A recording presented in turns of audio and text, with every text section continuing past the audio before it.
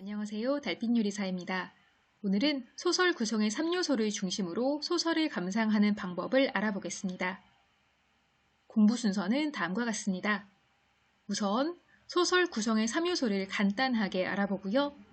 이것을 찾으며 읽는 소설 감상 5단계를 살펴보겠습니다.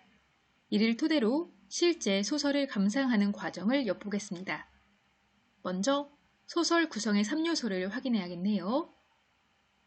소설의 구성은 인물, 배경, 사건으로 이루어져 있습니다. 누가에 해당되는 인물은 사건을 행하는 주체를 의미하며 언제, 어디에서에 해당되는 배경은 말 그대로 사건이 일어난 시간, 장소, 사회적, 심리적 상황 등을 아우릅니다. 무엇을, 어떻게에 해당되는 사건이란 소설에 나타나는 모든 행위입니다. 주로 갈등을 중심으로 진행되죠. 다음으로는 이러한 소설 구성의 3요소를 찾아 나가며 소설을 감상하는 5가지 단계에 대해 알아보도록 하겠습니다. 소설을 감상하기 위해서는 일부 혹은 줄거리만 읽는 것이 아니라 소설 전체, 즉 전문을 읽을 필요가 있습니다. 이렇게 전문을 읽으며 느낀 점도 살짝 적어보세요. 그것이 바로 소설 감상의 첫 번째 단계입니다. 두 번째로는 서술자를 찾아봅니다. 서술자는 작가의 대리인으로서 소설 속에서 작가가 하려는 말을 대신하고 있기 때문입니다. 또한 이야기가 어떠한 시간, 공간, 심리적, 사회적 배경에서 진행되는지도 확인해야 합니다. 배경에 따라서 작가의 메시지가 달라질 수도 있기 때문입니다. 이러한 배경 속에서 행동하는 인물을 찾아보는 것이 세 번째 단계입니다. 이때에는 인물의 간단한 특성도 적어보며 인물 간의 관계도 연결해 보는데요. 이를 통해 사건의 전개 양상을 파악할 수 있게 됩니다. 이러한 과정을 통해 작품 속 사건 중에 나, 그러니까 독자인 여러분이 가장 인상 깊었던 부분을 적어보세요. 그리고 그 이유도 함께 생각해 보세요. 그러한 이유는 작품을 마냥 읽어보기만 하는 것이 아니라 여러분의 것으로 내면화하는 과정이 되기 때문입니다. 이러한 과정을 통해 독자는 작가가 던지는 메시지, 즉 주제를 시나브로 발견하게 됩니다. 이러한 소설 감상의 5가지 단계 중 노란 색깔 별들이 반짝이고 있는 것들이 있는데요. 이것들의 공통점은 무엇일까요? 네, 바로 나라는 단어가 들어간다는 것인데요. 내가 느낀 점, 나에게 인상 깊은 부분, 나에게 하려는 말처럼 독자에 따라 그 결과가 달라질 수 있다는 것입니다.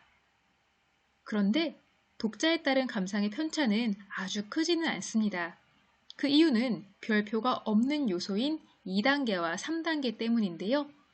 이것이 바로 배경, 인물, 사건과 연관된 부분으로서 감상의 객관적인 근거가 되는 부분이기 때문입니다.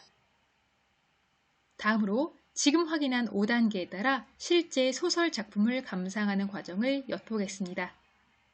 소설 감상의 첫 단계는 전문을 읽으며 느낌을 적는 것인데요.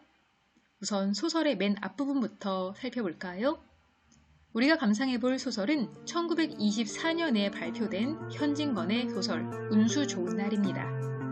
현진건, 운수 좋은 날, 새침하게 흐린 품이 눈이 올 듯하더니 눈은 아니 오고 얼다가 만 비가 추적추적 내리는 날이었다. 이날이야말로 동소문 안에서 인력 거꾼 노릇을 하는 김첨지에게는 오래간만에도 닥친 운수 좋은 날이었다.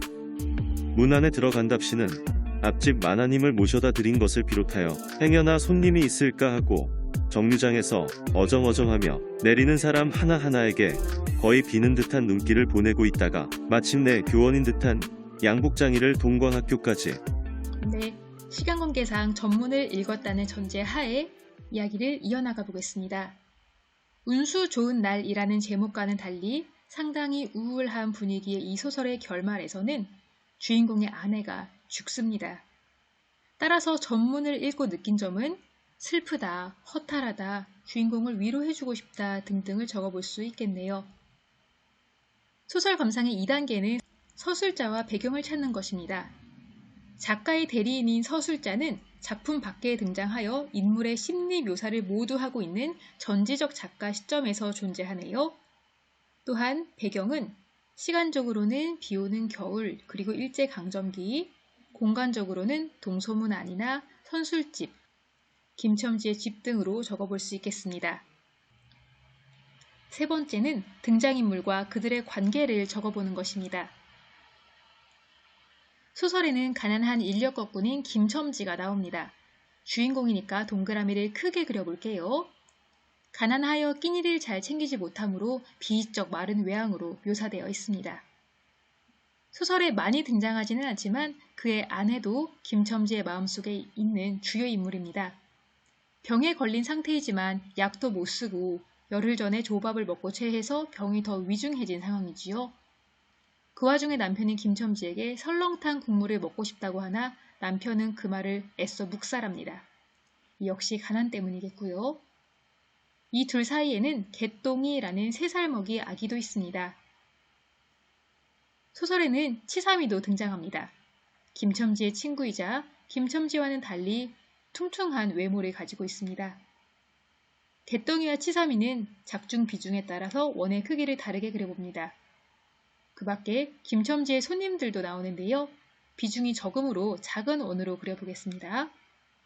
김첨지는 앞집 만화님, 양복장이, 어린 학생, 망토 두른 여자 순으로 만나게 되죠. 이제 인물 간의 관계를 그려봅시다. 김첨지와 아내는 결혼을 한 사이이니 2줄로 그려보고요. 그들의 자식은 1줄 정도 아래에 그려봅니다. 치삼이와는 별개의 선으로 그리고 잠시 만났다 헤어지는 손님들과는 끊어진 선으로 그려봅니다. 그들을 통해 김첨지는 돈을 많이 벌게 되는데요. 계산해보면 2원 90전이라는 금액이 나옵니다. 이렇게 관계를 그린 후 필요에 따라 추가적인 사건을 표시하는 것도 좋겠습니다. 우선 시간의 흐름에 따라 화살표를 그려보고요. 그 위에 작은 사건들을 적어보는 것이에요. 김첨지의 아내는 자신이 이렇게 아픈데 오늘만큼은 일을 나가지 마세요 라고 일 나가는 남편에게 애원합니다. 하지만 김첨지는 일을 나가죠. 그날따라 손님을 많이 태운 김첨지는 돈을 많이 버는데요. 손님을 태우는 와중에도 그의 마음은 아픈 아내가 있는 집을 향합니다. 아내에 대한 걱정을 뒤로하고 일을 한 김첨지는 스스로는 30원을 벌었다고 말합니다. 하지만 실제로 계산해보면 2원 90전 정도가 되는데요. 일제강점기에 1원이 금 반돈 정도 가격이었다고 하니 2원 90전이면 꽤 많은 금액을 벌었다고 할 수 있겠죠. 그 돈으로 김첨지는 집에 바로 돌아가지 않고 치삼이와 술을 마십니다. 알 수 없는 두려움 때문인데요. 집에 들어가는 길에 그는 병든 아내가 먹고 싶다던 설렁탕도 삽니다. 그리고 집에 들어왔는데 아내는 이미 죽어있죠. 이렇게 소설 구성 요소를 정리하다 보면 인상 깊은 부분이 자연스레 생깁니다. 예컨대 저는 집에 돌아온 김첨지가 죽은 아내를 발견한 부분이 가장 인상 깊었습니다. 그 이유는 아내를 위해 열심히 돈을 번 김첨지의 노력이 수포로 돌아간 것이 안타까웠고요. 앞으로 아내 없이 3살짜리 아기를 기르며 더 힘들게 살게 될 김첨지가 불쌍해 보였기 때문입니다. 그 밖에도 인상 깊은 부분은 독자마다 달라질 수 있겠죠. 이렇게 작품 감상을 하다 보면 작가가 나에게 하려는 말을 발견하게 됩니다. 예컨대 저의 경우에는 작가가 1920년대 빈곤층의 비참한 삶을 보세요. 그리고 당신이 사는 그 시대에는 이런 상황에 처한 사람이 없는지 한번 돌아보세요. 라는 메시지를 건네더라고요.